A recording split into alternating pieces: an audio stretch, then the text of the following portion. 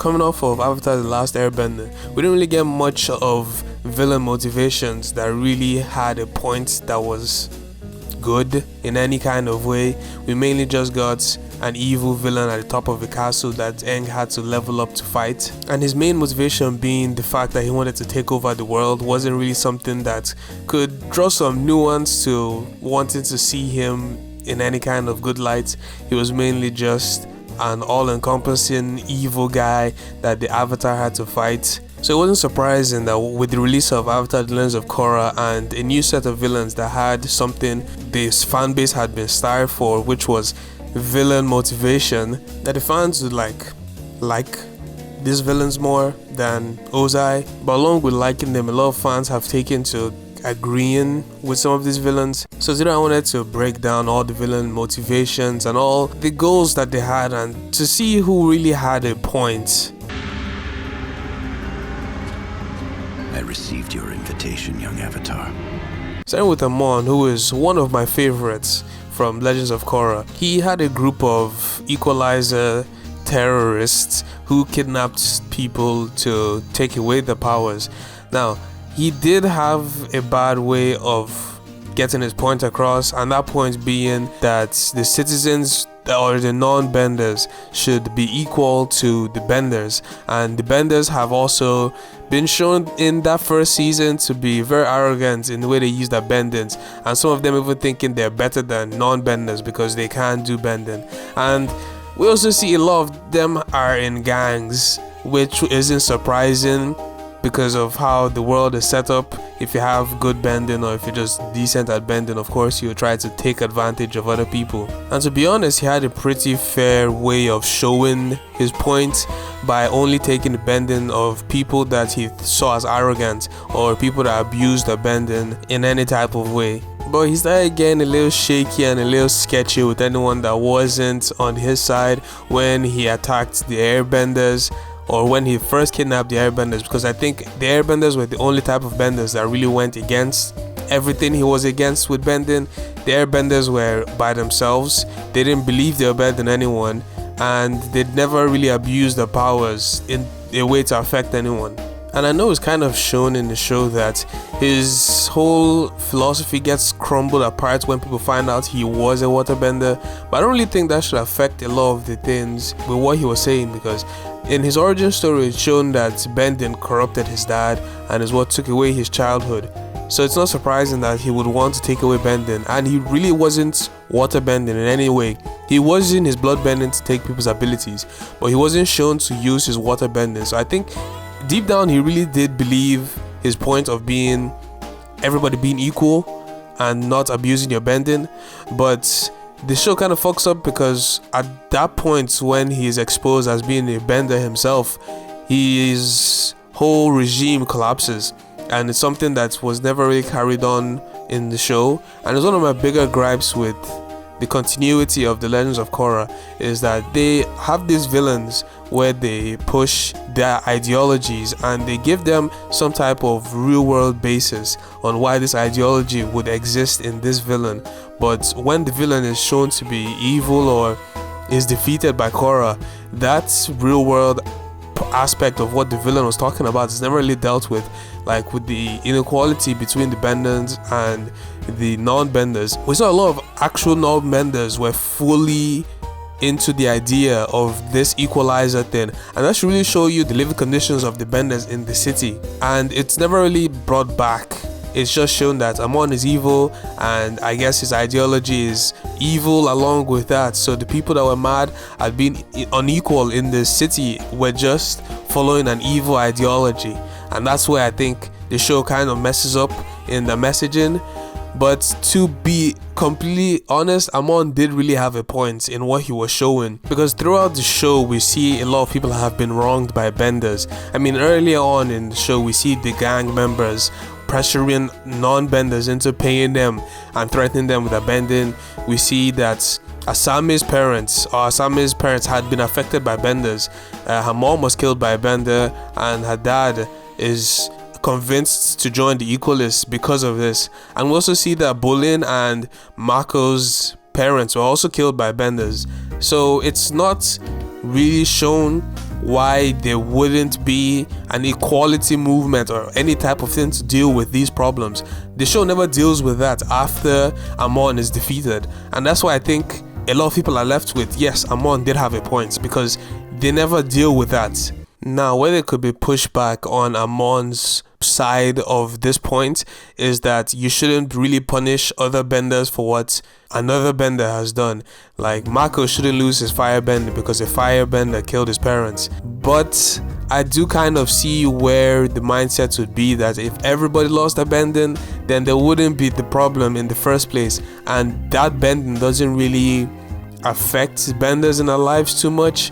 Like, it, of course, growing up with that is like a part of them, but if you took away that bending, and it doesn't kill them or doesn't hurt them in any way, it just stops them from being dangerous in the eyes of non-benders. So yeah, I think to a certain degree Amon's point is very valid, especially in the world that we are shown. I mean, come on, the jobs that like only benders can do.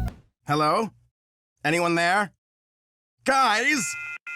Now with Unalaq, I think this is where the writing villains is at its weakest with Legends of Korra, because we have Unalaq and we have Vaatu. Vaatu is literally the embodiment of evil, and Unalaq is trying to bring balance to the world by releasing Vaatu. Harmonic Convergence is where Rava and Vaatu fight each other, and whoever wins gets a certain amount of time where they could cause all good or all evil. Vaatu gets imprisoned because he is all evil and nobody wants all evil. So I would assume the only reason why you would want to bring this balance is if you were sick of peace or if you were sick of good being done. That's why I don't really think Unalaq was really like it wasn't really that much of an enticing villain to anyone. And he just wanted to become the Dark Avatar, which was like just very cartoonishly evil. And the first thing he does when he's the Dark Avatar is just attack people. So I don't know. I'm sorry for all the like 5 Unalaq fans out there, but I don't think there's anything really intriguing about this character or his points. I think he was just another cartoonishly evil person, with the harmonic convergence being a whole thing about balance. And since there was the Avatar who is supposed to be this good person that is already maintaining the balance of the world, there had to be Vaatu and someone to embody Vaatu, so all evil. Unalaq himself wasn't that interesting as a character. I think it was more of what he was to other characters that was more interesting than him himself. So yeah. Here we have my favorite and, in my opinion, the best antagonist in The Legends of Korra. Not in points, but in swag alone. The #1 fan of Guru Lahima himself, Zaheer. Now, as Zaheer's #1 fan, I can objectively say he did not have a point. I think he had a point at some point, but he lost it when he was talking to Korra, and he said he believes that the government isn't the best way to keep balance in the nation. I do believe that, because a lot of the governments in Korra or in the Avatar world have been shown to be corrupt and money hungry and haven't done a lot of good. So yeah, I agree with him there. So when he says his solution is to remove the governments and replace them with nothing, and people should practically just be wild animals, it's the Wild West and anarchy, yeah, I mean, you've lost the point at that, at that point, what could you do? You've lost it. But he had the backings of Guru Lahima, so maybe he was going somewhere that I just couldn't see. Maybe I need to deepen my knowledge on Guru Lahima, release my earthly tethers and open my third eye and know why anarchy is the way for the world of Avatar. The Red Lotus was really cool though. I think there were some of the swaggiest benders we've seen in all of Avatar, including Last Airbender. You can call me Kuvira. Now Kuvira was an interesting antagonist because it didn't appear that way, and she was one of the first antagonists that was fully teased before we really saw her in her own season. Her goal at first was actually a pretty good one, and we saw a lot of people helping her achieve this goal, because she was supposed to hold the position as the leader of the Earth Kingdom while they were searching for somebody to take over the Earth Queen's place. That didn't last long, because when the time came for her to be replaced, she said no, so they had to fight her. And I guess at the beginning it was actually not that bad, because she was kind of running the Earth Kingdom pretty well, except for when anybody tried to stand against her, she would really punish them, and it became a very authoritarian kind of place. And that's where she started to lose everyone. And it didn't help when she decided to take over everywhere else and just make everywhere the Earth Kingdom. So I think she really did have the point at the beginning of wanting to unite the Earth Kingdoms themselves, but I think going through the path of using force was really not the way to go in accomplishing that goal, especially trying to conquer independent cities like Zaofu, which was really the turning point for her character, and where you see her go from this person that wanted to make the Earth Kingdom a place that everybody would be happy to, someone that was power hungry, and someone that really wanted to show that they were above everyone else and they were the superior. That's why they lead. She really did lose me when she made the spirit cannon. I think that was like the jump in the shark moment for Legends of Korra. The spirit cannon and the Megazord, those were two things that I just didn't vibe with. Like, cool, Kuvira is this person that wants to take over the world, and she does need a lot of power to do that, but I would really have preferred that if they used her in a way of amassing troops because of her charisma, and that's what she was really all about, instead of having powerful weapons. I really wish we had to see her get torn down as someone that wasn't a good leader and someone whose arrogance was the downfall of her people, instead of someone who was power hungry, created a death machine, and that's power hungriness drove her insane to want to take over the world with the death machine. It was really not the best arc for the character. Now, I understand why a lot of people say she has a point, because one, she's cool, so that already like makes people biased to whatever she's saying, and she beat Korra in the Avatar state. Even though she was in a weakened state, she still did beat her in the Avatar state, and you know, that just gives some people some biases. She was going in the right direction of not wanting the monarchy to be back in charge of the Earth Kingdom because of how much the Earth Queen fucked up before that. But I think taking over in an authoritarian way and oppressing the citizens of the Earth Kingdom isn't the way to go about that goal of uniting the Earth Kingdom and ruling it in a way that it would be successful. It's kind of hilarious that a lot of the times people say the Legend of Korra's villains had points to all of them, but it was really just Amon that had a point, and the rest of them had an idea. They had an idea of a point, but then they took it to the extreme so quickly that you wouldn't really be able to follow along with them in that journey of how they would get there. A lot of them were characters that you could see that they wanted some good to be done in the world, but their way of going about it was so extreme, and that's why Korra was needed in stopping them. But along with that, I think along the way they lose the formula that made Amon so good.